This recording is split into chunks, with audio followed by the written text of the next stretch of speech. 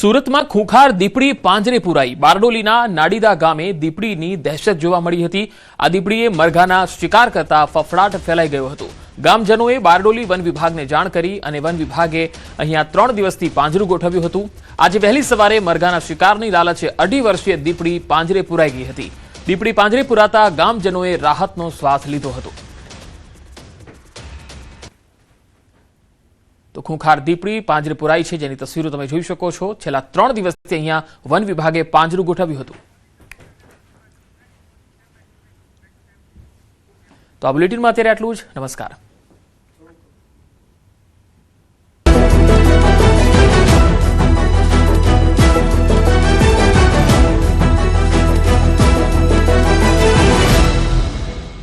Gajanan foods મસાલા એવા ખાસ રસોઈ ખૂટશે બારે માસ.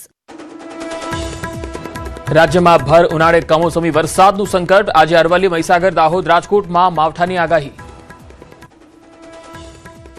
દાહોદમાં ત્રાટક્યો તોફાની વરસાદ. ભારે પવનથી હવામાં ઉડ્યા ટેન્ટ. ઝાલોદમાં વીજ પોલ અને વૃક્ષ ધરાશાયી.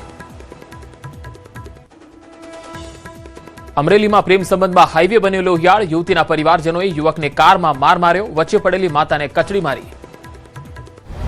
તો સૌથી મહત્વપૂર્ણ સમાચાર, પશ્ચિમ બંગાળ જેના પર દેશની નજર છે, દુનિયાની પણ નજર છે કે દીદીનું શું થશે, તો એ આંકડા મારફતે જ આપણે ખ્યાલ આવી જાય છે. જે આંકડામાં છે, બીજેપી સતત રેસમાં આગળ ચાલી રહી છે. હાલના વલણમાં બંગાળમાં ટીએમસી 99 બેઠક પર આગળ છે, એટલે કે 100 ની નીચે છે. હાલના વલણમાં બંગાળમાં કોંગ્રેસને એક પણ બેઠક નહીં અને હાલના વલણમાં બંગાળમાં અન્ય 4 બેઠક પર આગળ છે. એટલે અન્ય જે પક્ષમાંથી ઉભા રહ્યા હતા, અન્ય સેપરેટ જે ઉભા રહ્યા છે, તે 4 બેઠક પર આગળ છે. ભાજપને અહીંયા ક્લીન અહીંયા બહુમતી મળતી દેખાઈ રહી છે. 183 બેઠક પર બીજેપી આગળ અત્યારે છે અને ટીએમસી 99 બેઠક પર, હમણાં 98 હતા, 99 એટલે કે 100 ની અંદર અત્યારે ટીએમસી ચાલી રહી છે. સવાલ છે, કોંગ્રેસ એક પણ બેઠક પર નથી, અન્ય 4 બેઠક પર છે.